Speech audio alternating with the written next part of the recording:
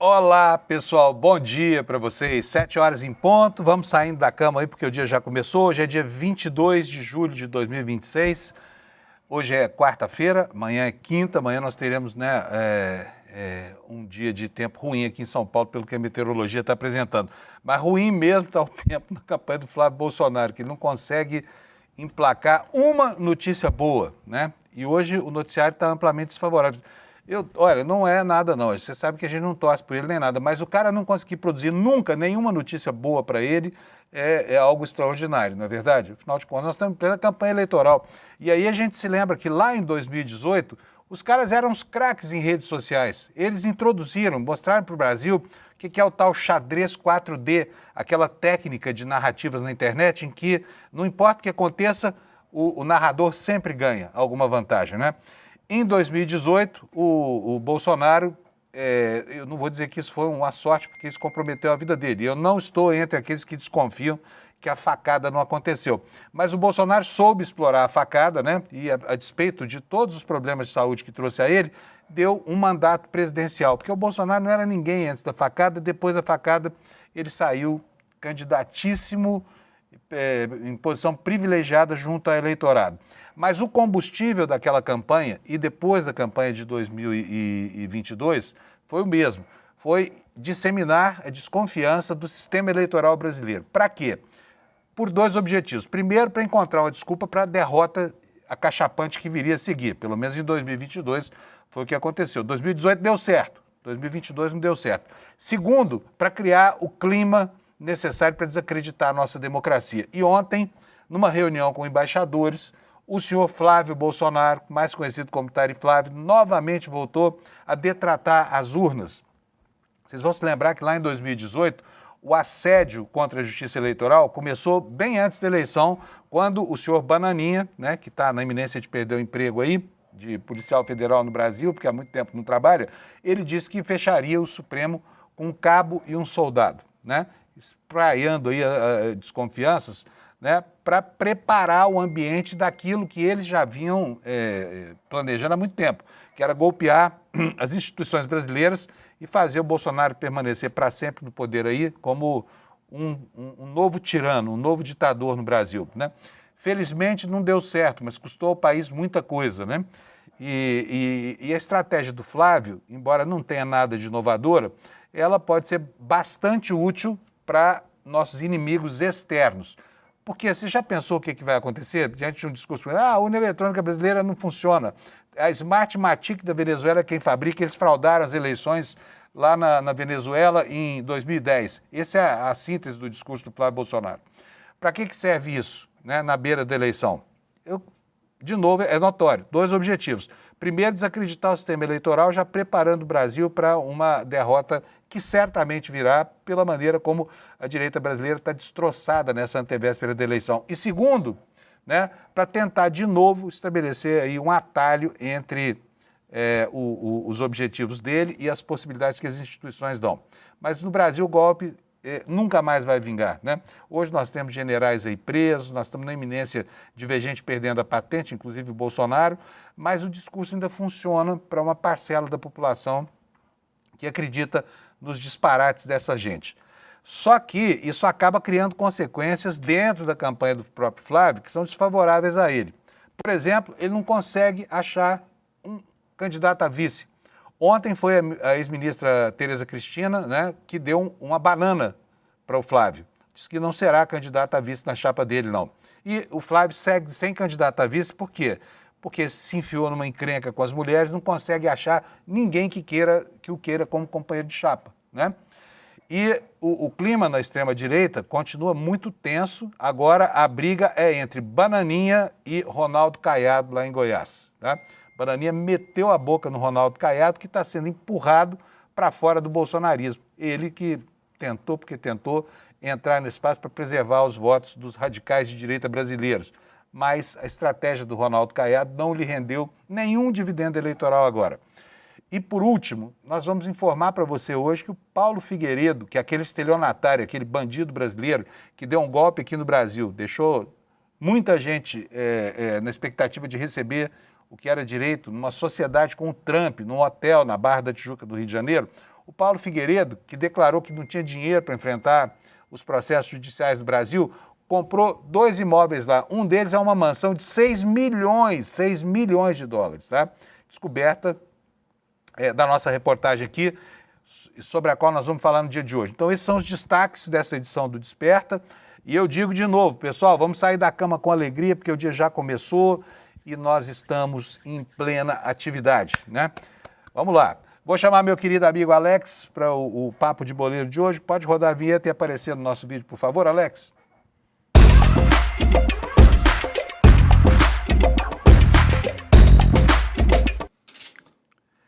Buenos dias, senhor. Como le va? Bom dia. Bom dia, Panuns. Bom dia, nossa querida audiência. Como você está? Espanhol, Tudo bem? Direitinho? Tá Oi? bom? Buenos dias, senhor. Parece um argentino de Buenos Aires. Parece. Buenos dias, Portenho. senhor Panunzio. Buenos. Alex, vamos falar do menino Ney, que de menino só tem mesmo a irresponsabilidade. Ontem o Santos teve compromisso. Aliás, o Santos se deu bem sem o Neymar. O que o Neymar estava fazendo que não foi ao jogo de ontem? Sim, ontem o Santos estreou ali na fase de playoffs da Sul-Americana contra a Universidade Central e ganha de 4-1. Porém, nosso menino Ney, ele tem um trabalho dos sonhos, porque ontem ele ganhou uma folguinha lá do Santos e ele compareceu no BSOP Winter, que é um campeonato, um dos principais campeonatos de pôquer aqui na América Latina, e ele reúne jogadores profissionais, empresários, amadores e também o público que é convidado, e ele estava lá por conta que foi preservado porque fez uma grande Copa do Mundo ao lado da seleção brasileira, Panunzio. Me conta uma coisa, ele ganhou uma folga porque ele está cansado? Isso Ele mesmo. chegou cansado da Copa? Isso mesmo, o Neymar voltou, aí nisso ele ganhou um descanso ali do setor médico ali do Santos, onde viu que ele estava cansado, porém chegou informação hoje, o nosso querido Caio Marinato informou que ele será relacionado para o jogo de sábado contra a Chapecoense, então teremos o astro Neymar em decadência em campo novamente, Panunzio. Eu fico muito satisfeito de saber que o Santos está preocupado mesmo com o cansaço dos seus jogadores, porque o Neymar realmente, né? Ele deve estar com a bunda quadrada, de tanto que ficou no banco dessa Copa e não fez nada. Então deve ser para descansar os glúteos, né? Porque, meu amigo, não é fácil você ficar sentado. Quantos jogos foram que o Brasil disputou? 4? Isso, o Brasil disputou 5. 5 foi jogos, eliminado pela Noruega. Você imagina o que é você ficar no banco quase esse tempo todo, né? Esperando ali como uma reserva de qualidade, que, aliás, de novo, não disse a que veio. Mas aí chegou cansado, e aí o cara precisa de 3 dias. Ele já se apresentou para o Santos, né? Sim, se apresentou e nisso foi poupado para essa viagem para a Venezuela, que era um confronto que tem o desgaste, querendo ou não, da viagem, e a comissão técnica decidiu preservar o atleta e vamos torcer para que ele volte a fazer o futebolzinho dele, né, Panunzio? Você vai torcer, eu não vou não. Porque eu tenho, onde já dizia o velho barão de Tararé, de onde nada se espera, daí é que não sai nada mesmo, tá? Isso mesmo. Bom, o que mais nós temos de notícias do futebol hoje? Então, Panunzio, antes de falar dos jogos que aconteceram ontem, vamos trazer também uma notícia da Copa do Mundo, que a Copa do Mundo que foi realizada pela FIFA ali no México, Canadá e Estados Unidos, em 104 partidas disputadas nesses países, houve também um aumento de 6,8 milhões de torcedores que passaram pelo estádio, estabelecendo um novo recorde de público total. E apesar disso, apesar de todos esses milhões de torcedores, a média por jogo ficou de 65,4 mil espectadores, abaixo da registrada na Copa de 1994 nos Estados Unidos, e a ocupação média das arenas chegou a 99%, e conforme ficou aquele receio, até a gente informou aqui no Desperta, antes do Papo de Boleiro, a gente pensava que a audiência e tudo seria abaixo, porque os ingressos estavam abaixo ali antes da Copa do Mundo, e querendo ou não teve o sucesso. Né? Foi os ingressos mais caros da história. Mas depois a FIFA fez uma venda lá de saldo de saldo de balanço lá, né? Fez uma liquidação e baixou um pouco os preços. Agora, eu vou dizer uma coisa para vocês, a bem da verdade aqui. Quando começou a história de que estava caro demais e que, enfim, a política xenófoba do governo Trump estava afastando os torcedores, o que se pensava, o que se anunciava, até por força do que diziam os comerciantes americanos, os prestadores de serviço, hotéis e restaurantes e tudo mais, é que esse é um fracasso, e não foi um fracasso de público, essa Copa do Mundo. O fracasso Isso moral, mesmo. mas o fracasso de público não foi, não, né? Sim, tanto que a gente informou antes no Desperta também que o governo estava distribuindo alguns ingressos lá nos Estados Unidos para estudantes de universidades também por conta de receio, mas infelizmente para eles, pro merchandise ali da FIFA e tudo, houve sucesso também por conta, eu creio que foi o aumento de seleções que fez a procura e o número de torcedores também estarem envolvidos nesse aumento do financeiro ali do maior evento do mundo do futebol, né, Panuso? É isso aí. Bom, vamos falar um pouquinho dos jogos de ontem, então, para a gente tocar o programa, que a política hoje tem toda a prioridade aqui. Vai lá, Alex. O que Perfeito. aconteceu? Vou começar pela Copa Sul-Americana, como a gente estava falando do Neymar. O Santos ganhou de 4-1 e praticamente encaminhou sua classificação para a próxima etapa da Copa Sul-Americana. E hoje teremos Independente Medellín contra Vasco e Sporting Cristal e Bragantino. Ontem também aconteceu o jogo do Brasileirão pela 19ª rodada. Voltaram a jogar Atlético Mineiro e Bahia, ficaram no 1-1. E hoje teremos 4 jogos. Teremos Curitiba e Palmeiras, Chapecoense e Flamengo, Internacional e Cruzeiro. E, finalizando a noite, teremos São Paulo e Atlético Paranaense, Panunzio. E só para não dizer que não falei das flores, e o Lândia, o famoso Lândia, a nova paixão nacional. Como é que tá o Lândia? O nosso Lândia eu estou pesquisando agora. Não precisa não. Nós já temos notícia do Lândia demais essa semana. Ele ganhou da Portuguesa, tá, pessoal? Sim, ele ganhou e o jogo de volta vai ser sábado, dia 25/7, 4 horas da tarde, aqui em São Paulo. Então, vamos torcer para o nosso Lândia se classificar para a próxima fase da Série D, meu querido Panunzo. Série D do campeonato é o mineiro ou é o brasileiro? É o brasileiro. Beleza, maravilha. E, Panunzio, antes de finalizar, vamos chamar a galera pro Papo Legal pra nossa enquete, né? Pois não, chama aí, Alex. Pode chamar. Perfeito. Lembrando que eu e Panunzio, o Luiz Costa Pinto, o colunista, que é o Kleber Lourenço, estamos no Papo Legal, o papolegal.app, tem a sala do Desperta e hoje tem a enquete que é: qual é a sua opinião sobre as urnas eletrônicas? São seguras e confiáveis? Não confio nelas, confio desconfiando. Então, entre lá e participe dessa enquete e no final do programa a gente traz o resultado final aqui para nossa audiência, Panunzio. Olha só, vou ler aqui alguns comentários que estão aqui. Se quiser botar na tela aqui, ô Alex, botar minha tela no ar. Aqui, ó, um comentário super legal. Ó. O Daniel RDP está dizendo assim, olha, quem foi poupado foi o time do Santos, tá? Muito bom, né? Para nos arrastar para baixo. Olha o André Ata aí, ó. Andreata, bom dia, povo. O Alex tá a cara do Kiko do Chaves hoje. Gente, o que é isso? Que é isso? O Alex é a cara do Cristiano Ronaldo, pai dele. Sim. Não precisa nem fazer um DNA, porque a semelhança é total, né, Alex? Sim, eu adorei esse comentário. Um bom dia, André. E eu estou a cara do Kiko do Chaves, realmente. Muito bom, beleza, maravilha. Vamos lá, como é que é? Olha aqui, estou vendo aqui a Fernandinha Pinheiro, aqui, que é a nossa editora aqui do Papo Legal, dizendo o seguinte, ó, você sabia que o Alex já tem seu primeiro livro? Sim.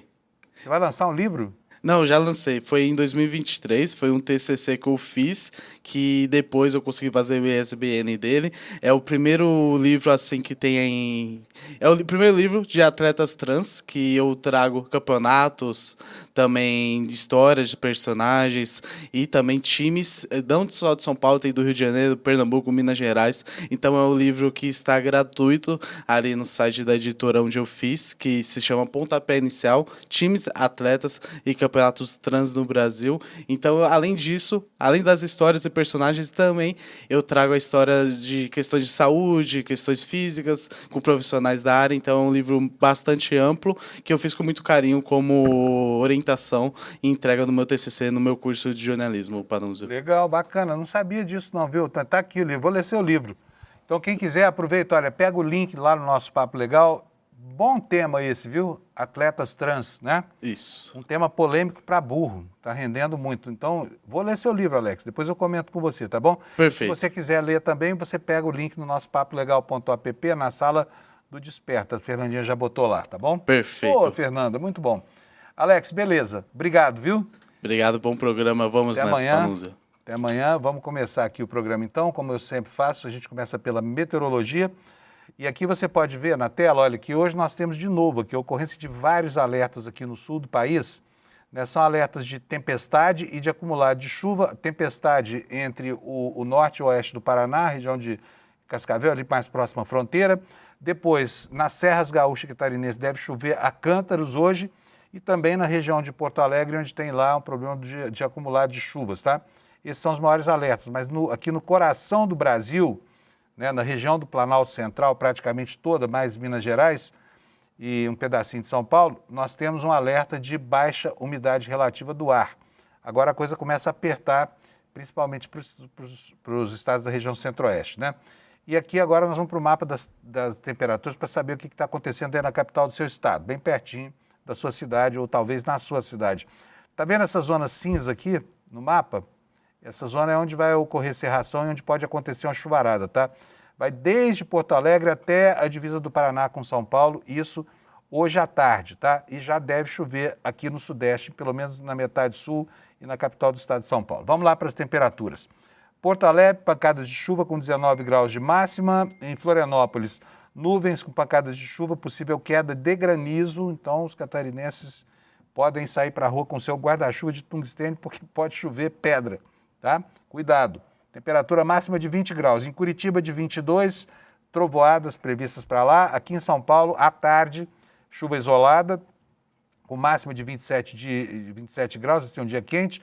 Quente mesmo vai ser o Rio de Janeiro, 34 graus, com uma madrugada que teve 16 de mínima.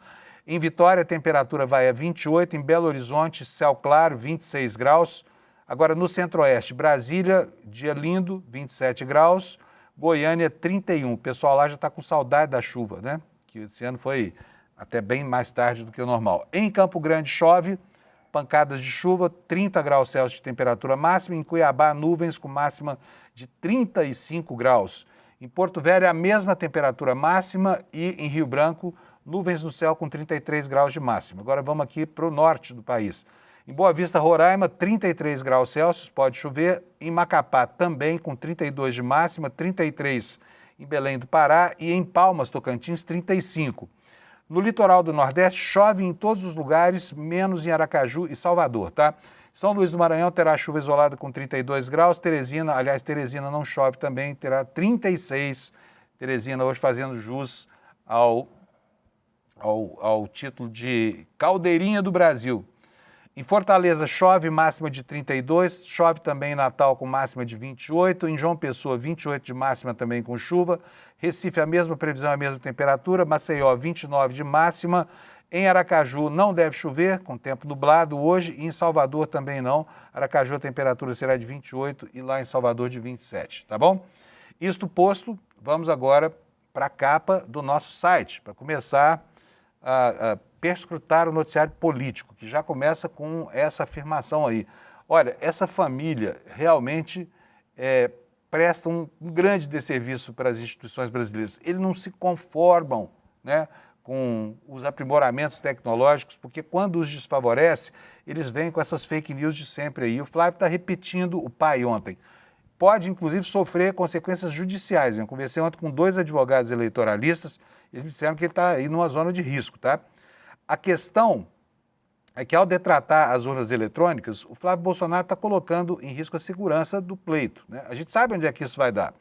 O pai dele perdeu, perdeu a sua condição de elegibilidade, por quê? Porque mandou a televisão oficial do Brasil, a EBC, transmitir uma reunião que ele fez com embaixadores com propósitos tão golpistas quanto o que o filho está começando a alardear agora. Olha, aqui está, sem querer ser lombrosiano, eu não sou lombrosiano, tá? Mas aqui deve haver uma questão genética, não é possível que seja apenas o fenótipo que transforma um numa amálgama do outro, que é o que acontece com essa família aqui. E mesmo querendo assumir um ar mais sofisticado, essa coisa toda, o Flávio Bolsonaro está demonstrando que a essência é essa, só muda mesmo a embalagem, e nem isso tem sido capaz de assegurar qualquer espaço político a ele, porque o Brasil parece, né, a julgar pelo comportamento, principalmente das suas lideranças, que não guarda mais espaço para golpista, tá? E daí as dificuldades todas.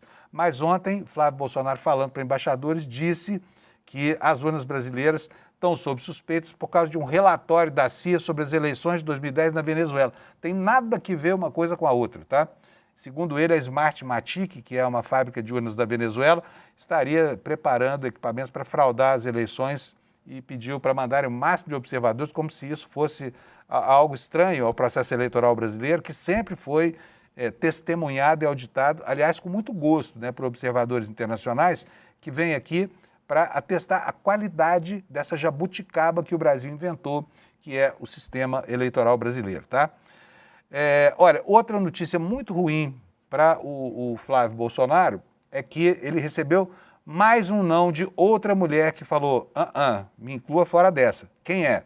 A ex-ministra Tereza Cristina. E com isso, com esse não que ele levou da Tereza Cristina, ele perde duas vezes. Por quê? Porque está difícil para ele encontrar uma mulher que o suporte como companheiro de chapa e porque o apoio do agro, né, ele também corre um risco aqui, embora o agro seja majoritariamente bolsonarista, mas a Tereza Cristina ela é expressão de uma parcela produtiva do agro brasileiro, então com ela possivelmente se vão alguns apoios que poderiam auxiliar o Flávio Bolsonaro.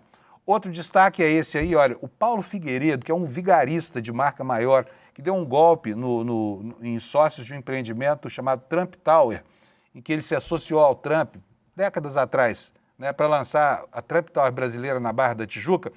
Esse empreendimento foi vendido como a quintessência do mercado imobiliário do Rio e não virou nada, sabe? Deixou muita gente no prejuízo de mais de 10 milhões de dólares, está cheio de credores no pé desse cara. Ele também declarou recentemente que não tinha dinheiro nem para contratar advogados. Aí surge com isso aqui, olha o tamanho da mansão do cara, 17 mil metros quadrados de terreno, é uma fazenda, dá para plantar milho e laranja aí se ele quiser, tá bom? Tá aqui a manchete, olha, Paulo Figueiredo comprou uma mansão de 6,1 milhões de reais nos Estados Unidos, enquanto, não estou nem falando das dívidas privadas dele, porque ele tem uma fila de credores enorme, mas a Receita Federal Brasileira tem um débito, é credora dele, em 4 milhões e 900. Então, enquanto esse pilantra está lá armando dos Estados Unidos contra as instituições brasileiras, esse vigarista, porque a palavra certa para ele é essa, estelionatário, né? O neto do ditador. Ele está lá se refestelando. E aí, como é que esse cara arranja esse dinheiro, hein, gente? Fala para mim. O cara está desempregado, não faz nada, fica falando bobagem lá nos podcasts que ele faz, não faz nada. Qual é a renda desse sujeito que permite a ele comprar uma mansão? Ontem ele falou o seguinte para a nossa repórter. Falou, olha, eu vou processar com base na justiça americana, porque os fatos se dão nos Estados Unidos. Quero ver esse vigarista estelionatário processando alguém, porque nós estamos dizendo aqui no ICL que ele comprou sem ter renda essa mansão. De onde é que vem seu dinheiro, hein, Paulo Figueiredo? É do crime organizado, é do tráfico de drogas? Qual é a sua? Como é que você ganha a vida aí nos Estados Unidos sem fazer porcaria nenhuma? Podia explicar isso pra gente. Ele fala que não, meus negócios são privados. Privado uma ova. Estão transacionando com dinheiro roubado. Ele, Flávio Bolsonaro, vocês sabem que o Flávio tentou tirar na marra, na mão grande do Vorcari, o dobro do valor que pretendia investir no tal do filme lá no Black Horse, né? Será que é esse dinheiro comprando mansão para esses vigaristas que estão lá nos Estados Unidos, para esses lesa-pátrias? Não sei, hein? Mas eu desafio esse sujeito a nos processar por falar que ele é um desempregado, tá? Desempregado, que está gastando os tubos lá nos Estados Unidos. Não, eu financiei. Tá bom, o Banco Americano agora é otário para financiar imóvel para quem não tem renda? Melhoraram muito lá, né? Daqui a pouco estão fazendo caridade os banqueiros dos Estados Unidos, tá? Vou voltar aqui para as páginas do ICL. Daqui a pouquinho o Kleber e o Lula vão explicar para nós o que está acontecendo aí nesse âmbito todo do bolsonarismo, tá bom? Olha, temos aí no horizonte a perspectiva de um novo tarifaço, né? O Canadá já entrou, o Trump foi para cima do Canadá com um vigor que não demonstrou nem aqui com relação ao Brasil, mas pode vir aí mais um tarifaço de 25%, e a desculpa é, o Brasil compra produtos de países que têm trabalho escravo, como se trabalho escravo fosse uma grande preocupação dessa turma do Trump, né? Em referência à China, que eles consideram, estão querendo cercar a China de tudo quanto é jeito, e pode ser que a gente tenha outra má notícia aí entre essas que têm aparecido nos últimos dias em relação à cobrança, tá bom?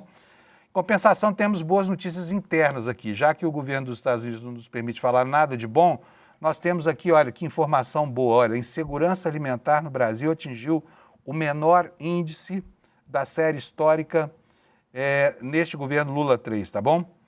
E, bem, vem aqui a informação de que um coronel da Polícia Militar tinha um grupo de WhatsApp com o PCC. Pode uma coisa dessa? Mais um, né? É isso aí, esses são os destaques de hoje. Beleza? Você já sabe o que são os destaques de hoje. Antes de chamar o Kleber, aliás, eu vou chamar o Kleber já, porque nosso tempo está correndo aqui e eu coloco isso aqui no grupo Kleber. Bom dia, meu amigão. Tudo bem, Kleber? Bom dia, Panunzio. Bom dia à comunidade do Papo Legal e também a toda a comunidade do ICL. E aí, como é que vai, Panunzio? Tudo bem. Continuo dizendo que é o seu clone. Nunca sei quando é o clone e quando é o Kleber, né? Você apurou muita coisa essa madrugada enquanto a gente dormia, Kleber? Olha, temos algumas coisas interessantes para a gente discutir aqui hoje. Muita informação importante, viu, Panunzio? Bom, muita informação importante. Algumas informações são legais mesmo. Olha só, o que vai acontecer com o Maurício? Porque nós estamos vendo que a Justiça Eleitoral, né, que o Kleber costuma consultar semanalmente, está preparada para começar o julgamento da perda de patente dos golpistas do 8 de janeiro, né? Da turma de generais, essa coisa toda. Mas e o Mauro Cid? O que vai acontecer com ele? Ele que foi, né, praticamente sofreu isenção de penas aí porque delatou o esquema todo. O que vai acontecer? Ele perde patente também ou não? Olha, Panunzio, eu conversei com membros e ministros do Superior Tribunal Militar e o que eles me falaram? Que, como no caso do Mauro Cid, a pena dele foi menor a 2 anos, ou seja, não tem aquele afastamento do exército automático por uma pena superior, a responsabilidade de fazer o pedido para que seja aberto o Conselho de Justificação, que é o conselho que decide se um militar vai ou não perder sua patente devido ali a crimes, transgressões disciplinares ou afins, fica nas mãos do comandante do Exército. Aliás, eu vou pegar o Alex de surpresa, mas se puder separar uma foto do general Tomás Paiva, Alex, eu agradeço, viu? Mas então, fica nas mãos do atual comandante do Exército, o general Tomás Paiva, a responsabilidade de enviar um pedido à corte para que seja feito o julgamento da perda de patente do tenente-coronel Mauro Cid. E esses ministros com quem eu conversei falaram que, olha, dado o tempo do julgamento, todo o período que se passou, é muito difícil que Mauro Cid tenha a patente cassada. E aí eu também dei uma pesquisada sobre quais seriam os regramentos para isso e não teria nenhum óbice, Panunzio, para que o comandante do Exército fizesse o pedido aí. Perfeito. Esse que é o dito por alguns como um suposto legalista, né? No 8 de janeiro ele ficou ali tido como um legalista, que seria ali um cara que estaria tentando devolver a legalidade às tropas, mas na verdade ele reafirma o seu compromisso com a indisciplina e com a delinquência quando não faz o envio desse pedido para a abertura do Conselho de Justificação para a perda de mandato do tenente-coronel Mauro Cid. Ou seja, o coronel Mauro Cid, ele foi a figura central durante ali toda aquela conspiração golpista. Inclusive, ele esteve acompanhando os ataques a comandantes das forças, ele esteve ali defendendo junto com o Bolsonaro e ajudando o Bolsonaro a tentar fazer uma ruptura na quebra de hierarquia e também no rompimento ali com o Estado Democrático de Direito. E, aparentemente, para o Exército Brasileiro, isso, na verdade, historicamente, né, para não dizer mais... As atitudes de Mauro Cid são compatíveis com a postura do Exército Brasileiro, ao que tudo indica. Vale lembrar que, historicamente, o Exército tem um longo histórico de pouco compromisso e quase nenhum apreço com a democracia, com os direitos humanos e tampouco com a transparência ali no poder público, né? Sempre que a gente fala de exército é sempre uma dificuldade de conseguir informações, conseguir detalhes, sempre são seguidos pedidos, seguidas manobras para que a gente consiga ali informações e mais transparência, até mesmo do dinheiro público que é usado pelos nossos briosos militares. Então, a notícia que a gente tem para hoje, para a nossa audiência, é isso.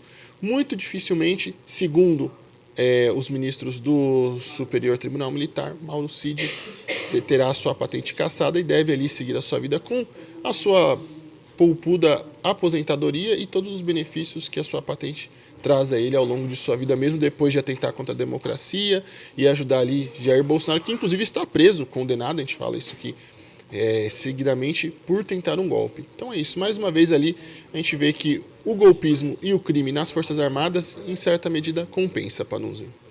Pois é, e não é só lá não, parece que compensa também em relação a outro tipo de golpe, que é o golpe financeiro que o Flávio ia aplicando, né? Porque o Flávio Bolsonaro é um avião, viu, gente? O cara roubar o banqueiro mais corrupto do Brasil, arrancar dele o dinheiro, a grana que eles arrancaram.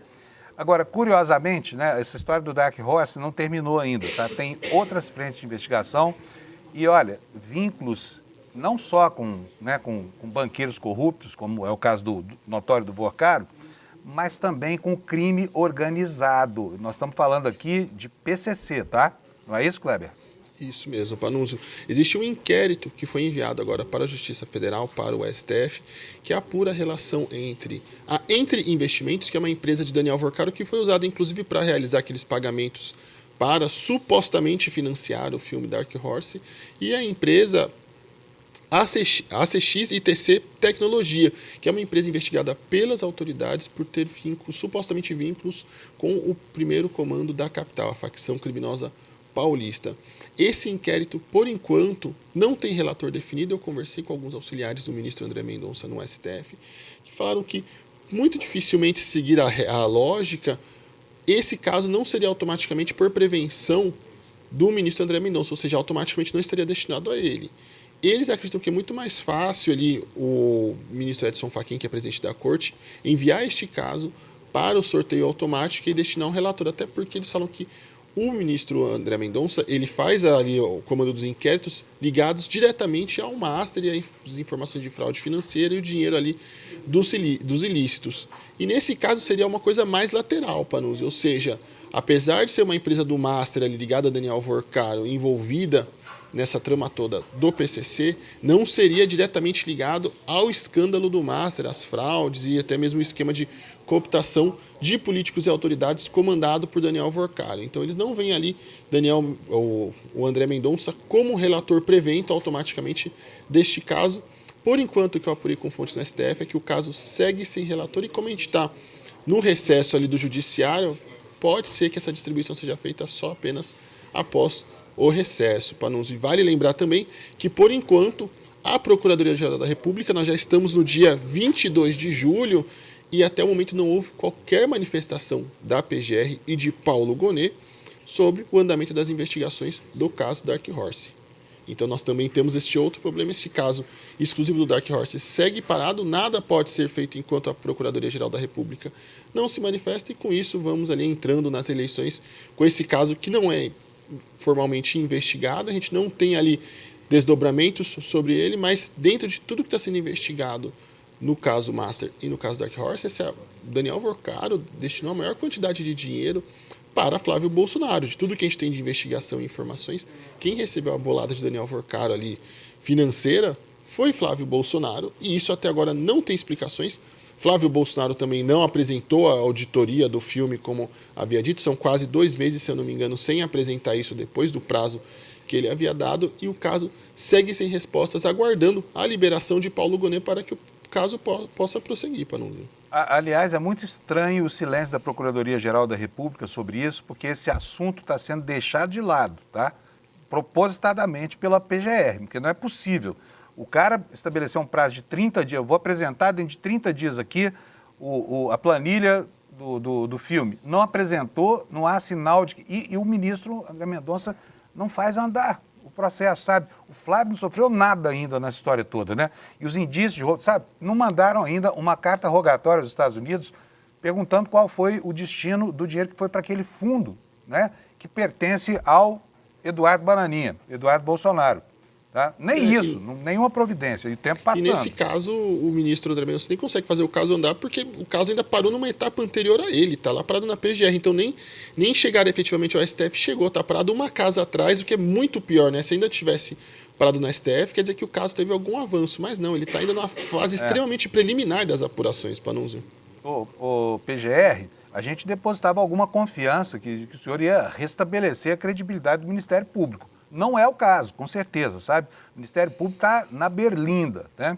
Como diz o ditado, já sujei a palavra bunda, hoje vou usar de novo. Está com a bunda na janela, tá? A opinião pública está vendo o que vocês estão fazendo. A gente está com o saco cheio de gente da qualidade do Augusto Aras, né? E de outros engavetadores aí, que transformaram o Ministério Público não numa caixa de eco do que a sociedade precisa, mas sim num cofre para trancar segredos dos apaniguados do poder, sabe? É um absurdo essa situação toda. Procuradoria-Geral da República, tá? Vamos ficar no pé de vocês aí. Bom, outras questões judiciais relativas a rolos aí de Flávio Bolsonaro e Companhia Limitada e Daniel Vorcaro, vocês viram semana passada, a gente denunciou aqui, o Kleber descobriu que lá em Minas Gerais, os processos que entravam contra o Banco Master estavam recebendo um carimbo lá, que ensejava litigância de má-fé. O que aconteceu com esse carimbo, hein? Sabe, porque isso é um absurdo. O cara foi prejudicado pelo banco do Vorcaro, procura a justiça para tentar reaver o que tem de direito, aí chega lá, é qualificado como litigante de má-fé. É um absurdo, né? Isso prosperou, ô Kleber?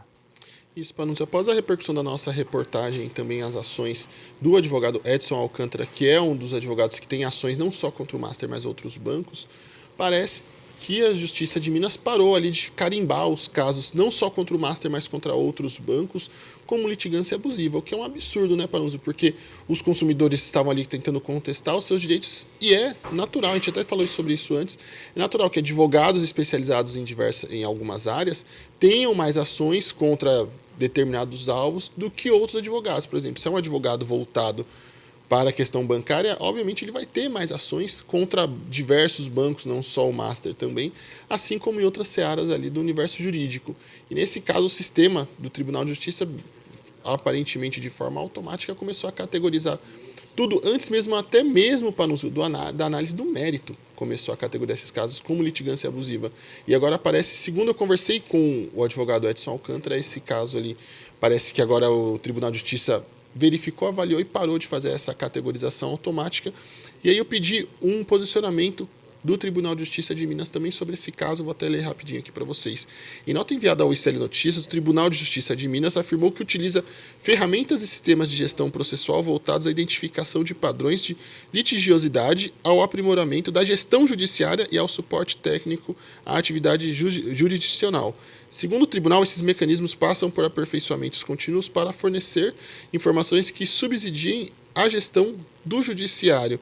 E aí fala também que essas atividades não se confundem com investigações ou procedimentos de caráter disciplinar ou individual em relação a advogados ou jurisdicionados. Ou seja, segundo o Tribunal de Justiça de Minas, o caso ali, a culpa é da ferramenta, da plataforma, mas que eles já viram o problema, já viram ali essa questão e que agora estão trabalhando para aperfeiçoar e evitar isso.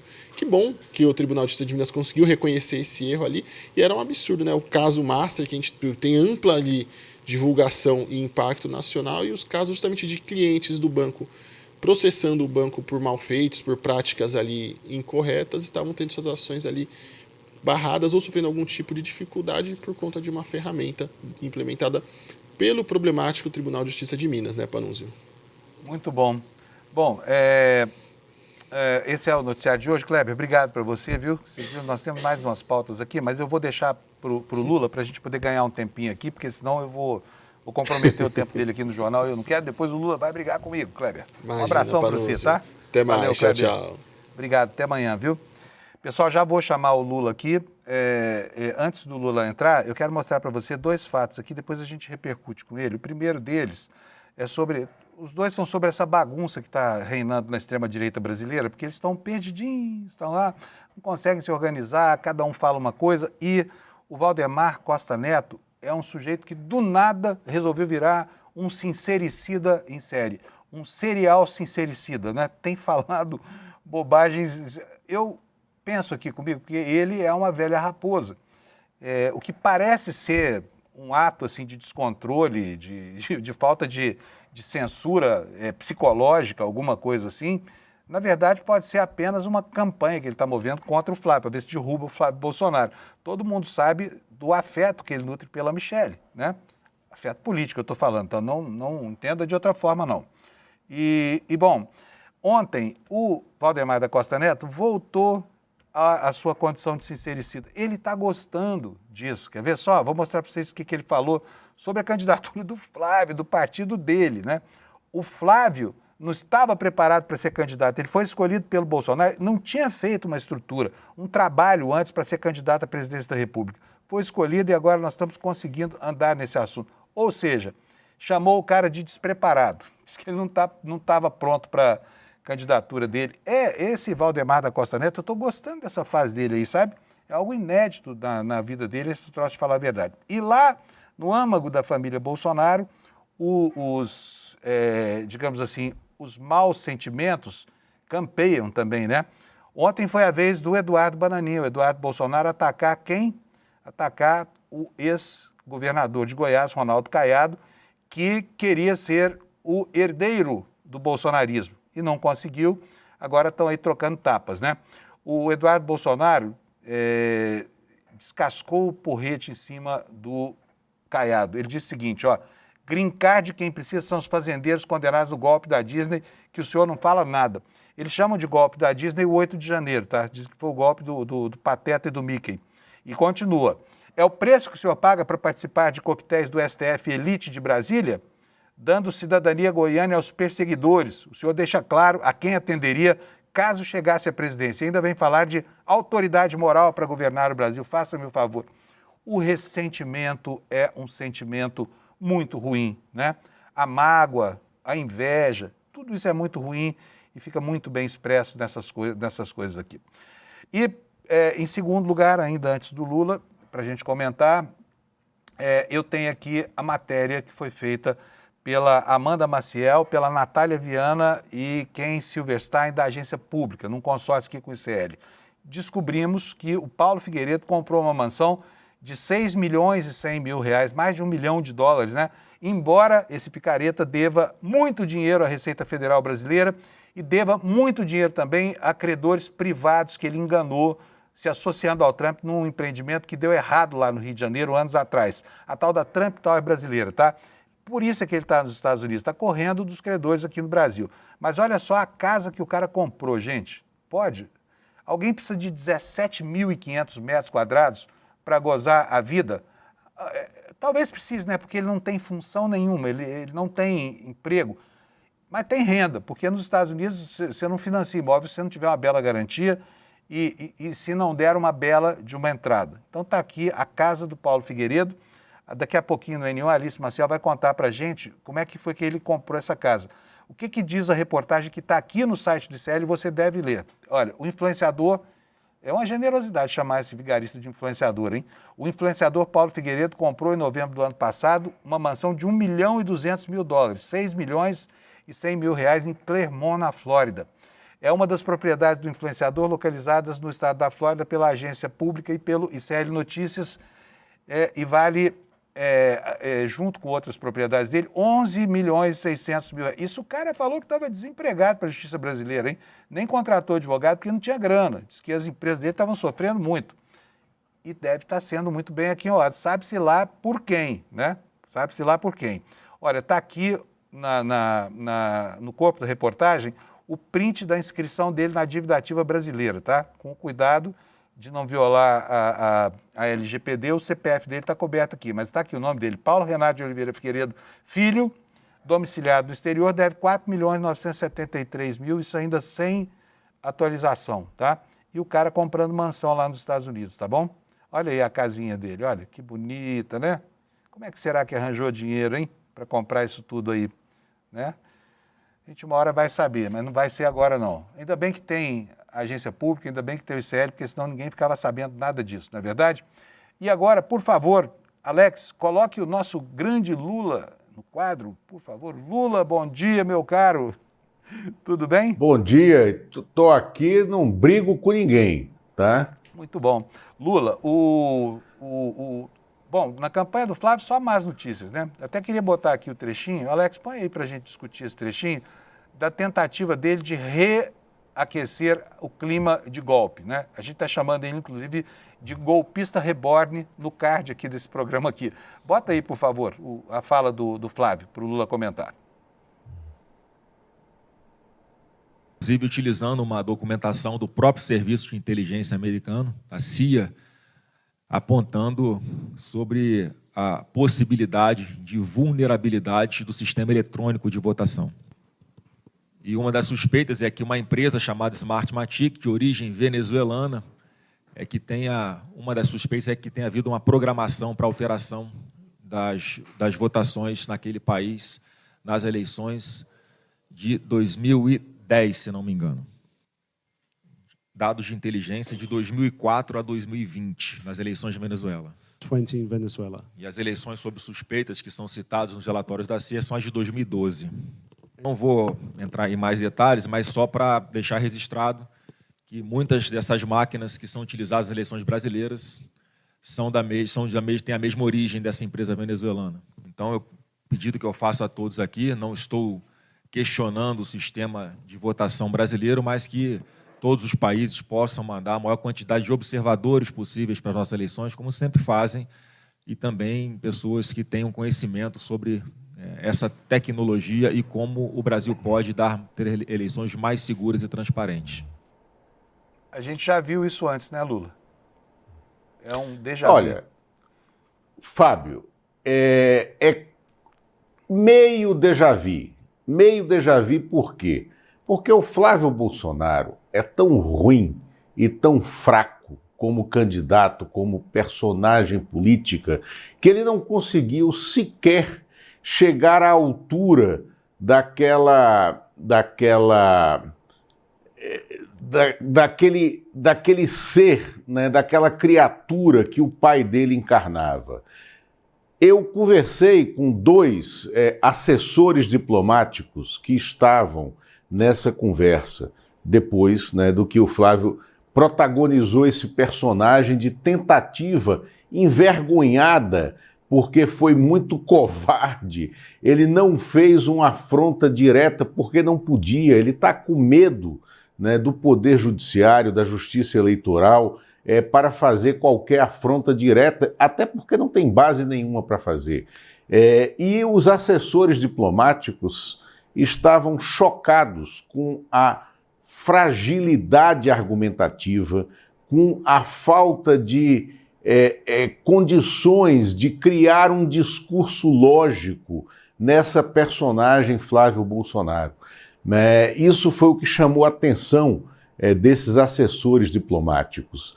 E ele tentou reproduzir uma denúncia que já era falsa no passado sobre uma empresa que o TSE já tinha deixado claro que não fornece equipamentos para as urnas eletrônicas, essa Smartmatic, né, que montou o sistema de votação eletrônico na Venezuela, não tem nada a ver com o sistema de votação eletrônica no Brasil, que nasceu aqui, é um sistema brasileiro que foi usado pela primeira vez nas eleições municipais de 1996 e de lá para cá veio sendo paulatinamente testado, aprimorado, submetido a diversos testes de impossibilidade de invasão, né, dos seus códigos, e que rendeu, em 2023, a primeira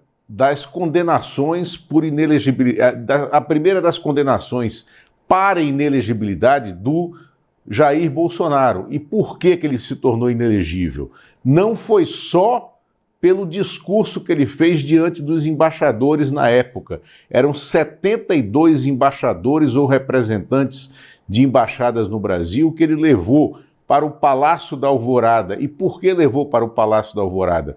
Porque, na época, o ministro Carlos França, das Relações Exteriores, não permitiu que aquela alocução fosse feita no Ministério das Relações Exteriores. E aí foi levado para o Alvorada. E lá ele cometeu diversos crimes, porque ele era o chefe de Estado, ele era o chefe de governo brasileiro e estava falando contra o sistema político eleitoral brasileiro, e falando contra uma tecnologia brasileira que foi exportada para diversos países, que é a urna eletrônica, o nosso sistema eletrônico de votação, né? E também a inelegibilidade veio porque ele usou o sistema da Rede Brasil de Comunicação, da EBC, da Empresa Brasil de Comunicação, para divulgar aquele assaque às urnas brasileiras. Foi por isso que ele foi inelegível. O Flávio Bolsonaro, de uma maneira porca e mal feita, tentou reproduzir aquela denúncia e o que virou?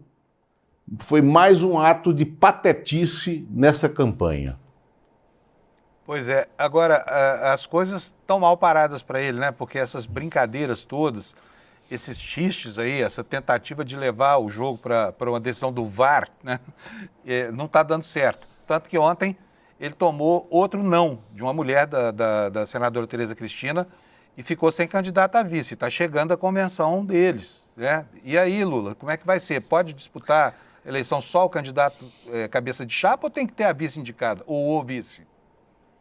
Não, o Flávio Bolsonaro, o PL e o Valdemar da Costa Neto estão no momento de sair atrás das perseguidas do Flávio. As perseguidas do Flávio são as mulheres que ele tentou até agora, sem nenhum sucesso, colocar como candidatas a vice na sua chapa. A primeira personagem que ele quis muito desde lá atrás, né, é a senadora Tereza Cristina, do Progressistas do Mato Grosso do Sul, ex-ministra da Agricultura no período do Jair Bolsonaro. Quando foi ministra da Agricultura, tinha muitas críticas a esse bolsonarismo raiz que criou muitas dificuldades para o agro no circuito internacional do comércio exterior. A Tereza Cristina tem isso muito claro, né, na trajetória política dela, porque ela é uma liderança do agro, de fato. E a Tereza Cristina tinha dito em janeiro, depois voltou a dizer em março, né, voltou a falar em abril e, por fim, ontem disse pela quarta ou quinta vez: não quero ser vice do Flávio Bolsonaro. Ela não tem relação política com o Flávio Bolsonaro.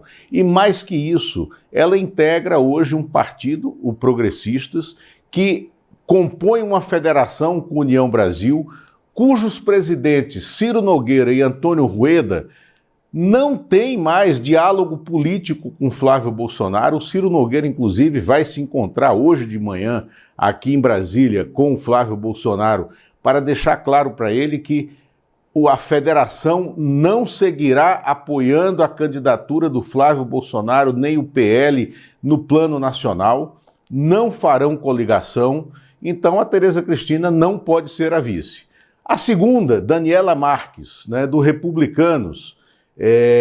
O Republicanos também está fugindo da aliança nacional com o PL pelas questões locais. Republicanos, que é o partido do Tarcísio de Freitas, que é candidato à reeleição em São Paulo, e está fugindo dessa aliança nacional pelas questões locais e estaduais, e também porque há uma divergência de fundo da força política real de o Flávio Bolsonaro ser o candidato contra o presidente Lula nessa tentativa de reeleição.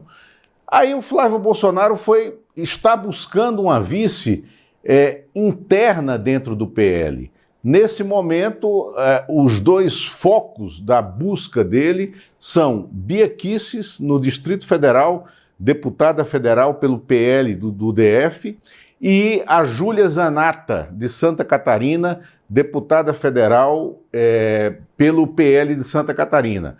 Agora, o Valdemar da Costa Neto, internamente, dentro do PL, ele já tomou posição, já tomou partido, ele sempre foi o principal aliado da Michele Bolsonaro dentro do PL.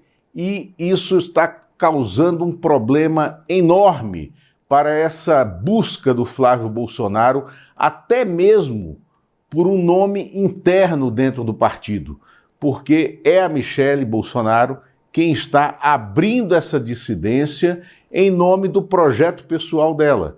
E o projeto pessoal dela é inviabilizar a candidatura nacional do enteado Flávio Bolsonaro.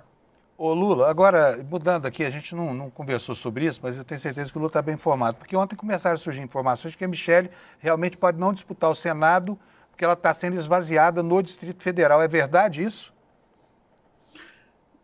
Fábio, a primeira vez que o Flávio Bolsonaro conversou com a Bia Kicis foi por cima da Michele Bolsonaro, quando ele sondou a Bia Kicis para eventualmente ser a candidata a vice. A Michele Bolsonaro soube e não gostou, porque a Michele Bolsonaro vinha costurando uma aliança, ela e a Bia Kicis, as duas candidatas ao Senado, apoiando a Celina Leão, que é candidata à reeleição, governadora que sucedeu, que era a vice do Ibanez Rocha aqui no Distrito Federal, e Celina Leão, que é do Progressistas. Então, o que é que o Flávio fez? Ele tentou puxar a Bia Kicis e desmontou essa negociação que a Michele fazia em benefício dela mesma. Neste momento, como ninguém sabe como vai ser a chapa da Celina, né, como ninguém sabe se a Michele Bolsonaro será mesmo candidata aqui, ela começa a cair nas pesquisas de intenção de voto, que hoje, nesse momento, né, é liderada pela Leila, senadora Leila do vôlei, está em primeira colocação aqui. A Michele Bolsonaro está em segundo lugar, em queda, e a Érica Cocai, que é uma candidata a senadora pelo PT, deputada Érica Cocai, né, está se aproximando da Michele Bolsonaro. Então a cena eleitoral aqui tem sido muito complicada para ela. Puxa vida, viu? Quem diria? Quer dizer que o bolsonarismo pode ficar sem ninguém no Congresso, não é nem no Senado, estamos falando, hein? Não vai, se essa previsão se consolidar, não vai sobrar um Bolsonaro para contar a história do outro. Quer dizer, a Michele, na saída, por favor, apague a luz, tá bom? Do bolsonarismo. Lula, nós ficamos devendo ontem aqui, e nós vamos ter pouco tempo, mas a gente tem que falar porque promessa é dívida, sobre o papel abjeto do tal do suplente de senador, né? Lembrando até o caso do Hélio Costa com o suplente dele, e outros casos, Zé Serra também foi beneficiário. O Wellington Salgado. O Wellington Salgado, Zé Serra também não exerceu o mandato, ficou com o suplente que financiou a candidatura dele, e muitos outros casos do país. Por que isso tem que acabar, hein, Lula? Ô, Fábio, nós temos hoje no Senado 13 suplentes exercendo o mandato, né? Tem, por exemplo, esse Carlos Portinho, do Rio de Janeiro, que vai ser candidato à reeleição pelo PL, mas que é suplente, que assumiu o mandato. Tem o outro, que é o terceiro senador aí de São Paulo, que entrou no lugar daquele que era coronel da PM, que morreu no mandato. Mas essa criação política bem brasileira de suplente de senadores, são dois, né? Ela surgiu em 1946, na Constituição de 46, e era apenas um lá atrás. Na ditadura, que viraram dois suplentes, né? E o suplente não tem nenhum sentido dentro da chapa quando nós temos um processo eleitoral que nós podemos, na hora que caiu a cabeça da chapa, né, faz-se uma eleição rápida, controlada, para alguém cumprir o restante do mandato. Mas da maneira como é a legislação hoje, você veja, em Pernambuco, o Humberto Costa saiu para candidato à reeleição como senador, tendo como suplente o Luciano Bivar, né, do MDB, que está no MDB agora, que foi a personagem que criou o partido que entregou para o Jair Bolsonaro em 2018, o PSL. No Ceará, o Cid Gomes está saindo candidato ao Senado, tendo como primeiro suplente o deputado Júnior Mano, que é uma operação política dele, pessoal, o Júnior Mano, que é investigado em diversas ações no Supremo Tribunal Federal e que não tem nada a ver com a direção política da chapa de reeleição do Eumano de Freitas, que está na chapa junto com o Cid Gomes. Então, essa excrescência brasileira de suplente de senador tem que acabar. Olha só, essa história do Luciano Bivar como suplente na chapa do PT, na chapa do Humberto Costa, é algo muito mais heterodoxo que a minha capacidade de entender permite, viu, Lula? É muito absurdo. Mais, né? O Beto Costa é um belo quadro do PT, tem uma história grande, bom ministro da Saúde e tudo mais, líder do partido, liderança em conteste, sério. Agora, com Luciano Bivar, pelo amor de Deus, sabe? Pelo amor de Deus. Lula, valeu, muito obrigado por você, bom dia para nós. Amanhã a gente volta aqui às 7 da manhã para continuar comentando as mazelas da política do Brasil. Um abração para você, tá? Abraço, Fábio. Tchau, tchau, tchau. Gente, é isso, estamos encerrando aqui, já são 8 horas da manhã. Duas coisinhas só aqui. Primeiro, a nossa enquete, olha aqui, a pergunta hoje, qual a sua opinião sobre as urnas eletrônicas, se elas são seguras e confiáveis? 97%, isso é quase uma unanimidade, né? Obviamente que tem aqui, olha, quem não confia nelas, 1% da nossa audiência, e quem confia e desconfiando, que são 2%, mas 97% significa que elas são efetivamente confiáveis, né?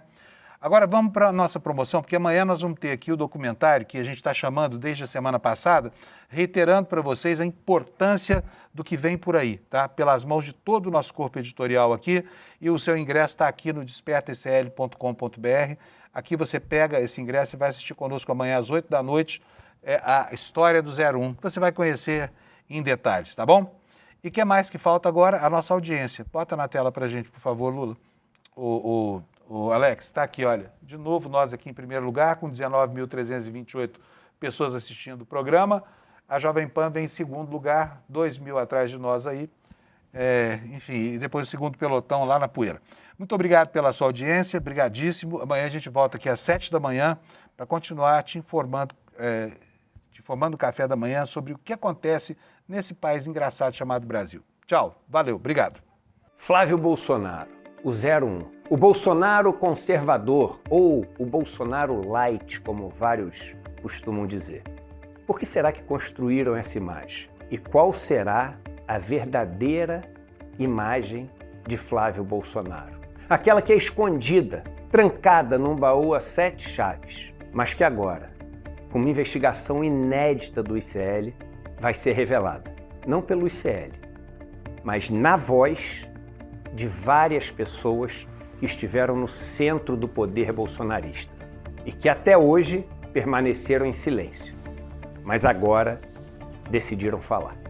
No dia 23 de julho, uma quinta-feira, às 8 horas da noite, e o Brasil, de uma vez por todas, vai conhecer a realidade sobre o filho de Bolsonaro, que começou enrolado em vários esquemas na Assembleia do Rio de Janeiro e com uma operação toda estruturada e bem montada, se transformou no herdeiro do clã. Dia 23 de julho, o jogo muda. E você vai fazer parte disso. O ICL está em todo lugar. Na palma da sua mão, na TV da sua casa e até nos seus ouvidos. Para ir além da manchete e mergulhar com apuração e contexto de verdade, acesse iclnoticias.com.br. Siga o ICL, compartilha e vem com a gente.